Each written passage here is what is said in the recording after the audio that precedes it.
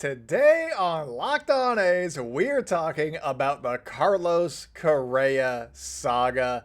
He's not with the Giants anymore, and it's really funny, honestly. I feel bad. We'll get into all of that for Giants fans. We'll talk about all that. We'll talk about how this could be good for the A's moving forward, and then we're going to offer some perspective at the end of the episode, because why not? What Carlos Correa saga doesn't need some perspective?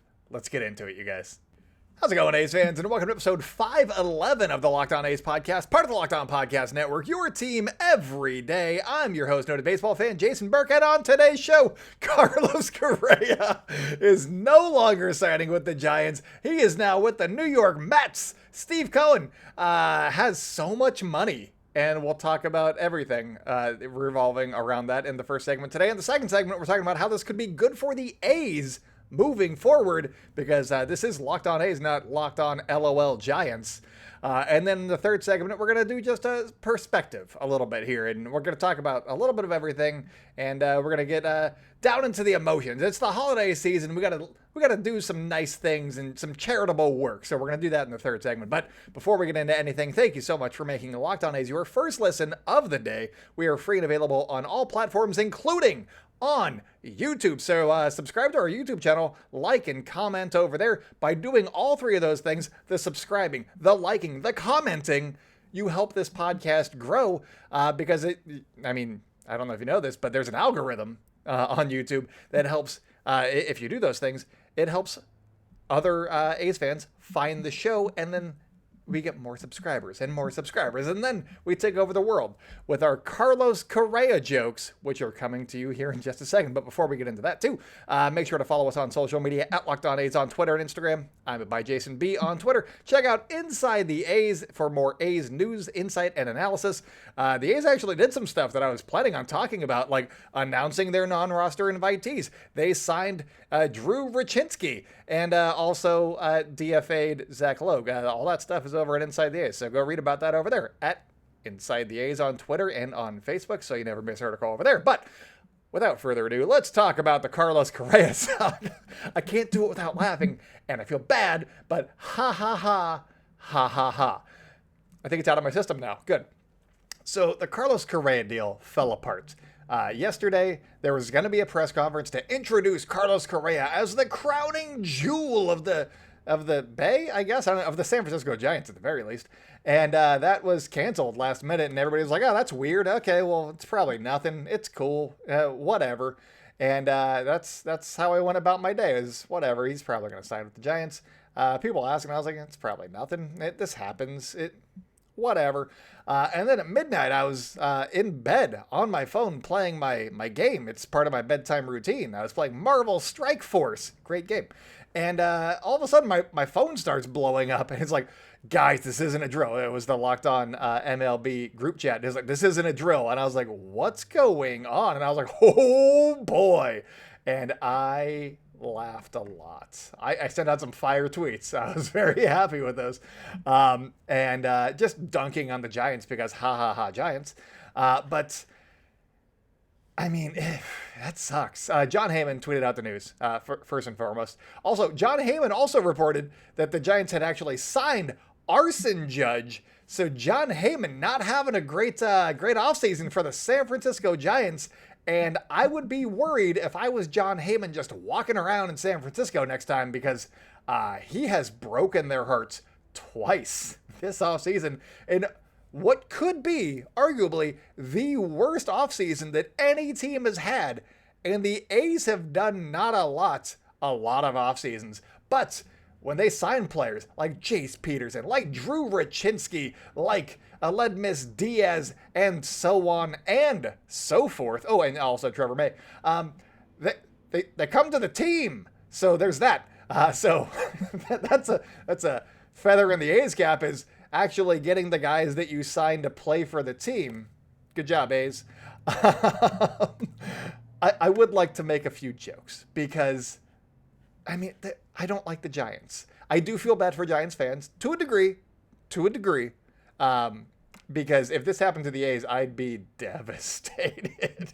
Because the Giants were 81-81 last year. They weren't good. They don't have a lot of good, not prospects in the terms of like players, but like the prospect of them being like a better team next year isn't good.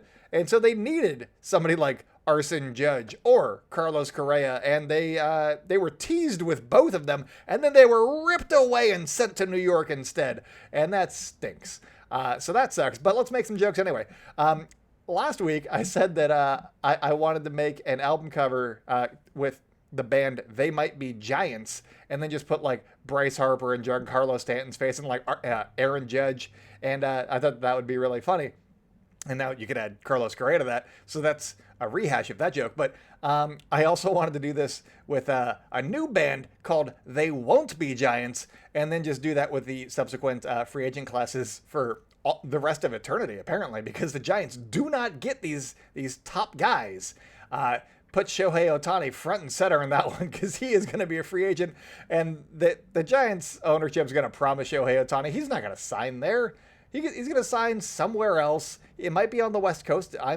I would assume that the Dodgers, they cleared some payroll for a reason, and I assume that it's Shohei Ohtani, and he's already down there. If he likes that area but kind of hates the Angels, and who could blame him, I would have assumed that the Dodgers make the most sense. He's not coming up here. He's not. Why would he come up here? The Giants? Who do the Giants have? They got Brandon Crawford. End of list. They got some other guys too, but Brandon Crawford, end of list. Also, I was going to do a fun segment to see like how much better Nick Allen had to be offensively to get equal WAR as Carlos Correa in 2023. And now that he's no longer going to be with the Giants, I don't have to do that.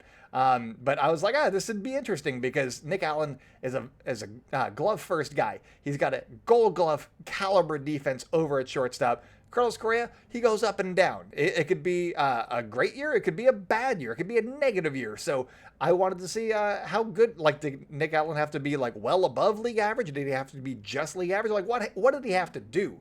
And I was gonna do some of that over the offseason. Now I'm not going to. I looked at, Brandon Crawford, their actual shortstop now, and I guess Nick Allen has to be like a little bit better than he was last year. That's the answer. A little better? There's no numbers to that, just a little. Maybe closer to league average. That's it. So there's that segment wasted by the Giants ownership.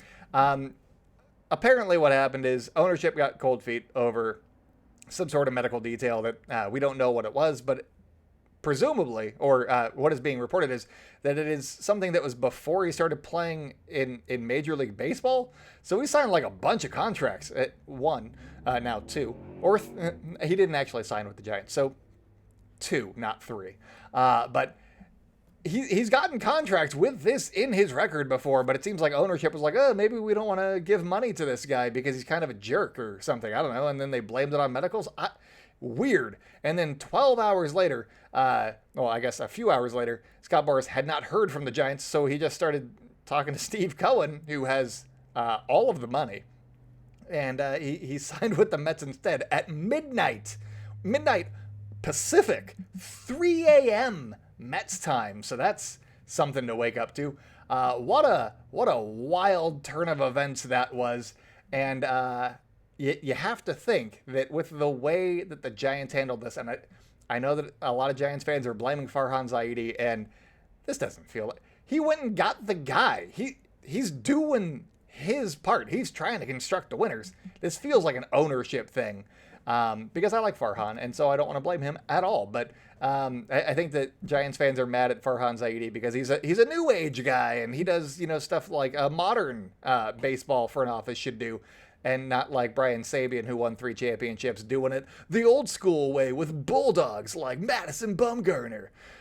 So I think that Giants fans are mad about that for some reason. Farhan Zaidi is doing a good job, I think. But ownership, oh boy, they got some splaining to do. Also, Susan Slusser is reporting after Carlos Correa fled for New York. And it's not like he was like liked before this, but oh man, what a villainous move by Carlos Correa. No, I can't sit around and let you tell me about my physical. How about I just leave and sign for less money? Really showed the Giants there, Carlos. Good times. And the Mets are going to be in Oakland I think in April this season, so that should be a lot of fun. But Susan Slusser is reporting that the Giants have interest in free agent outfielder Michael Conforto, former Mets outfielder. He had, I think, like right shoulder surgery or something like that, knocked him out for the entire year as he was a free agent. He also had a qualifying offer attached to him last offseason, so he was a free agent, and then the lockout happened, and then he had shoulder surgery. Nobody signed him. So he's on the free agent market right now. He's coveted. A lot of teams are in on him, but the Giants are one of those teams. And to add fuel to the fire, Michael Conforto is a Scott Boras client, just like Carlos Correa. And I am very intrigued to see how this goes. If I'm the Giants, and I'm not, but to make amends and make sure that you can sign a free agent anytime for the rest of human history, you overpay the crap out of Michael Conforto to get him to Oakland to show Scott Boras that you're still open to doing business and paying his guys what they're worth and doing that, not pulling funny business. You got to build that bridge because Scott Boras, he basically controls who goes where. I mean, not necessarily controls who goes where, but he is the agent for most of the top players in baseball. You need him on your side. You cannot burn him and then expect to just field a competitive team at any point. So we'll see what the Giants do. I'm very intrigued. The Giants are arguably a bigger dumpster fire than the 102-loss Oakland A's, who I still love and I talk glowingly about, even though there's some things that they could do better. One of those things I'm going to talk about coming up, and it could really work to their own favor to do what I'm going to tell them to do coming up. So let's get into that here in just a second. BetOnline.net is your number one source for sports betting info, stats, news, and analysis. Get the latest odds and trends for every professional and amateur league out there, from pro football to college bowl season to basketball and the World Cup. They've got it all over at BetOnline. If you wanted some odds on, hey, is Carlos Correa gonna just like back out of this deal? He didn't. The Giants did. But if you had odds on that, you would be doing pretty good for yourself right now, because I don't know that I can recall this happening to an actual big league free agent. It happens in the draft. Kumar Rocker did it with the Mets, and Kumar Rocker is going to be like, what happened with my medical, with my physical? What was so bad about that you're going to take Carlos Correa, who's a proven World Series champion, over me, Kumar Rocker?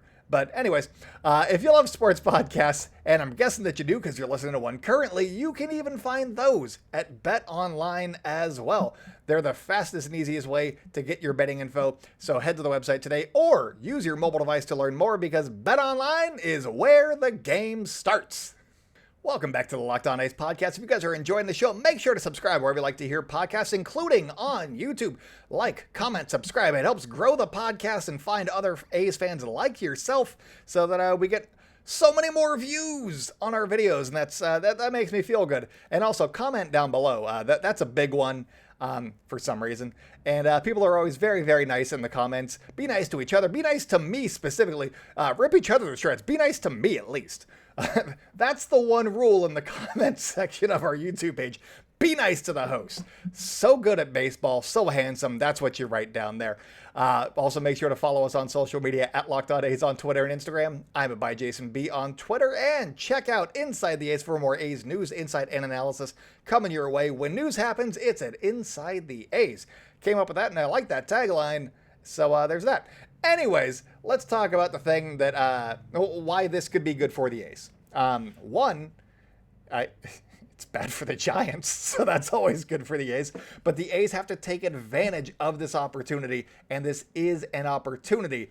After the Giants blocked the A's territory rights, all bets are off. Screw it. Maybe the Giants have just horrible karma because they wouldn't let the A's move to Fremont or San Jose or wherever the hell they wanted to go 15 years ago, and it's all coming home to roost now. Now the Giants are in an aging, decrepit ballpark, and the A's are going to have the shiny new beacon of Howard Terminal-ness in their own hands, in their own grasp. And so maybe that's what's going to happen. That's kind of what I'm going with here. A savvy business person, I believe, would take advantage of this opportunity right here, and they would seize it, and they would push for Howard Terminal and get it done quickly, no matter what it cost them personally or whatever it cost. They would get it done. I do not know that John Fisher is a savvy business person. So that's the wrinkle, is I don't know that the A's owner is savvy. But the opportunity is there because Giants fans all over social media and in my personal life are reeling from this news. They were like, they feel like personally aggrieved by this for some reason. And I'm like, this happens. I mean, maybe it's because I'm an A's fan. And I'm like, oh, you guys wanted a top tier free agent? Yeah, those never come here. Welcome to the party.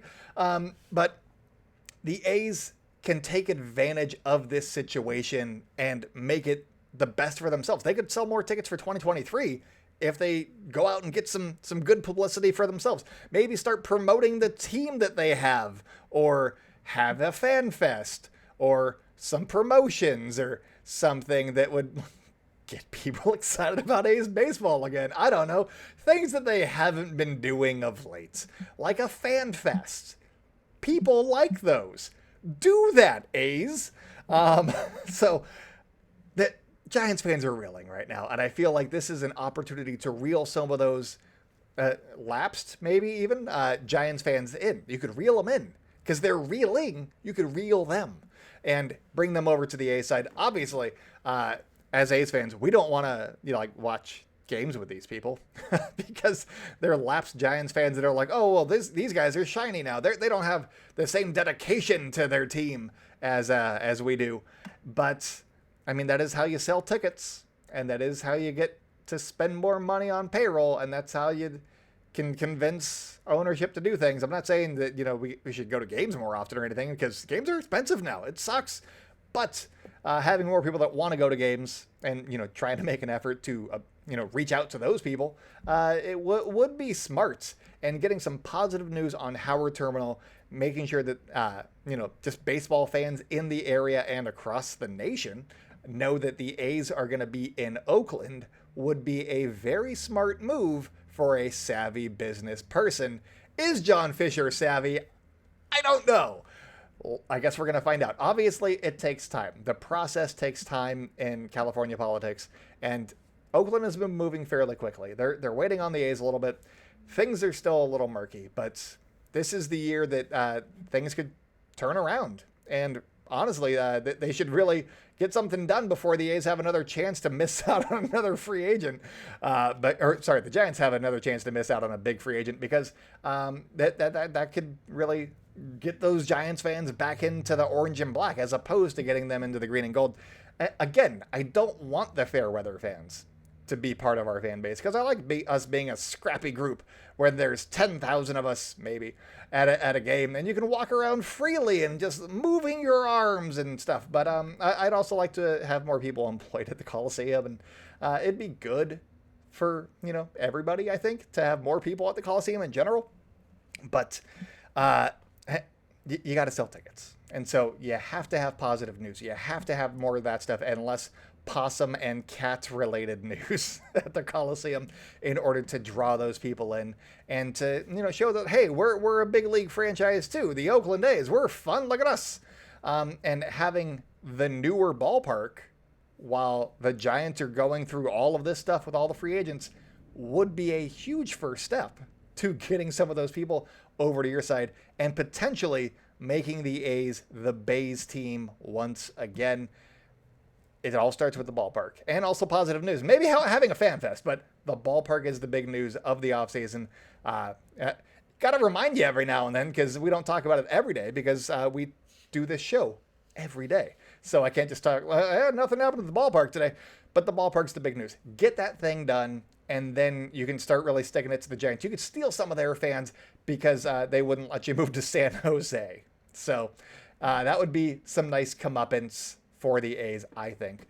And you got to hope that they're going to really do something with marketing in the coming months to bring people into Oakland. But coming up, we're gonna give you some perspective, I think, because sometimes in sports we lose perspective, and I think that now is a good time with this news and us laughing at the Giants because it's so funny that we need to offer some perspective. So we got that coming up for you guys in just a second. Did you know that driving while high is considered driving under the influence? That's right. Driving under the influence of marijuana is against the law in every state, even in states where marijuana is legal. Is legal. That means driving high could get you a DUI. And if you think law enforcement officers can't tell when you're driving high, you're wrong. Your friends can tell, your coworkers can tell, even your parents can tell. Everyone can tell. So what makes you think that law enforcement officers don't know when you're driving high? Driving under the influence of marijuana can slow your response time and change how you perceive time and speed. So even if you think you're fine to drive when you're high, you're not. Because the bottom line is, if you feel different, you drive different. And driving high is driving under the influence. So remember, drive high, get a DUI. Paid for by NHTSA. Welcome back to the Locked On A's podcast. If you guys are enjoying the show and you've made it this far, please leave us a 5-star review on your platform of choice. Spotify, Apple Podcasts. You can't do it on YouTube, but just subscribe and comment over there. So good at baseball. So handsome. And then let the podcast grow from there. That's how we get the organics going. But let's talk a little bit about perspective, I think, because it's important, especially in sports in general, because the Giants, they won 3 titles in the span of 5 seasons. You can argue that that's a dynasty. You can argue that it's not because they didn't make the playoffs in between those other couple of years. But either way, it's a really good feat. It was a great time for Giants fans. They had a lot of dunks on A's fans, and it wasn't fun for A's fans. So we can say there's that. But yet, even with that success, Giants fans are just mad about everything. Like they felt like they needed to get Carlos Correa to return to contention and get back to those feelings that they had in 2010, 2012, and 2014. And they didn't get that. And so they're aggrieved. They're mad.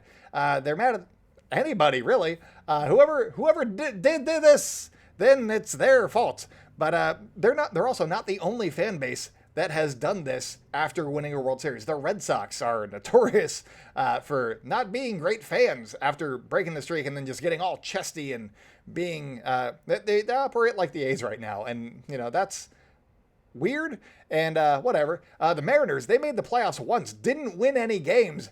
Their fans super chesty. Astros, obviously, big time on their end. They made the World Series in 2005, got swept, and then they were irrelevant for a while there. And then lately they've been really in everybody's mentions, letting everybody know. Like, even if you don't like baseball, the Astros are like, oh, Houston. So there's that.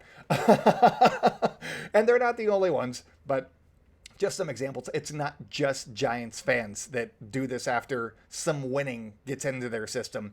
And winning is fun, but I think that too much emphasis is put on shoving it in people's faces when you are a winning team. And that's great, I guess, but it's not necessary. We're all just trying to have fun watching a little bit of baseball and passing the time. It's what we do for 6 months out of the year, and it's supposed to be enjoyable, but the shoving it in people's faces and trying to get that one up is it's a new thing, I think, of late. The world and whatnot. But in baseball, that's usually where I encounter a lot of this stuff, and it's a lot of people being like, oh, well, we didn't get this guy, so obviously our team stinks now. Why would I even watch this? It's because baseball is amazing. Baseball is just a great sport to watch. And I think that we miss some of that sometimes. In 2012, the A's didn't win the World Series by a long shot. They lost heartbreakingly to Justin Verlander and the Detroit Tigers, but they made the playoffs on the last day of the season by sweeping the Texas Rangers, and that was awesome. That was such a fun game to be at. And then in Game 5, when the A's lost, and they were not really competitive in that game, us A's fans, we stood up and we chanted, "Let's go Oakland," after the A's lost in the ALDS. That doesn't get covered, but Those are the moments that we watch baseball for. If we win, that's great. But if there's a reunion of the 2012 team, everybody's going to be super excited about that because of the memories that they created. You don't need to win or to win the offseason to have fun watching baseball, and I feel like we miss some of that sometimes. There's no guarantee that with the Mets spending, like $388 million with the luxury tax and all that, that they're going to win a World Series. That's the beauty of baseball. There's no guarantees in baseball. Injuries happen. It's a long season.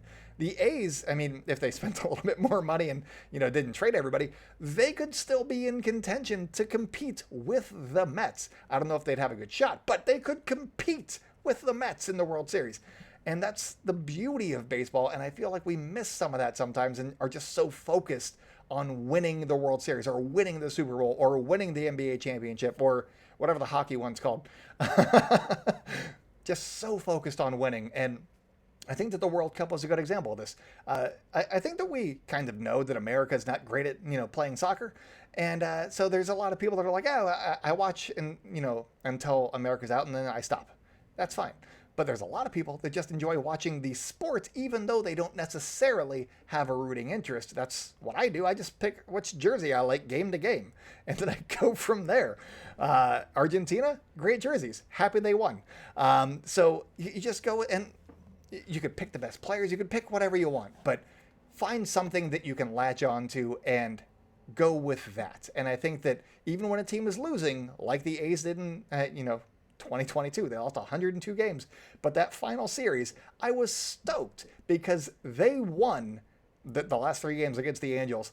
So they only lost 102. Stephen Vogt had just a great finale to his career. That was amazing. I thoroughly enjoyed that. Ken Waldichuk got his second big league win. That was cool. He is the ace destroyer, wins against Jacob deGrom and Shohei Ohtani on the last day of the season. That was great. Those things are what get me excited about baseball. If the A's win a World Series in my lifetime, one's great. In my life, I'm happy with that, I think. I say having had seen one and I was 4 years old, but that's what I'm hoping for, is just I want to have fun watching the team. I don't care if they're going to win every year. The playoffs suck sometimes. That's not how I operate. We should focus more on the day-to-day. Am I having fun day-to-day? And I know that, having a guy like Carlos Correa on the Giants is probably a little bit more fun for a lot of fans on the day-to-day experience and the hope that you could win. But, guys like Ryan Noda, he's a Rule 5 draftee. A lot of us hadn't heard of him before he got drafted by the A's, but I'm super excited to see what he can do. Esteury Ruiz, can he do what he did in AAA at the big league level? I'm excited about that. Those are the things that get me excited about baseball in 2023 with the Oakland A's. We need to focus a little bit more on those things because some seasons are harder to get through than others, but the memories that we have are what keep us watching, and I think that those are important. That's why we watch baseball. That's why we watch sports, is the memories, because winning isn't everything. It's all about the memories. But that's all that I got for you guys today. Thank you again so much for making Locked On A's your first listen of the day. We are free and available on all platforms, including on YouTube. If you haven't already, just comment below. It's super fun. Tell me I'm handsome. Tell me I'm great at baseball. That's the comment. And YouTube will be like, wow, this guy is really handsome. We should really promote this show a little bit more. And also, make sure to make Locked On Sports Today your second listen, because Peter Bukowski is another handsome host, and he brings you the biggest stories from around the sports world in 20 minutes. Get the analysis and opinions before anyone else with our local and national experts and insiders. Locked On Sports Today podcast is available on this app, YouTube, and wherever you get podcasts. So go give it a shot, because it's fantastic. And Peter Bukowski, nice guy, pretty handsome. I gotta say, pretty handsome guy. So without further ado, that's all that I got for you guys today. Coming up on Friday, we got our Festivus episode. It's already been recorded, so that'll just be up for you guys. And then, check out Inside the A's. We'll talk, and if you really need your Drew Rucinski news like right now, Inside the A's has you covered. If not, I'll talk about it next week. But that's all that I got for you guys today. So until, I mean, you'll hear me on Friday, but I won't be talking about anything new on Friday. So until next week for me in the span of time, go out and celebrate good times, A's fans. Have a very happy holidays. Be safe. Give people hugs, kisses if you feel like it, but ask for permission first. And, just have a great time with your families, everybody. But I will talk with you guys soon.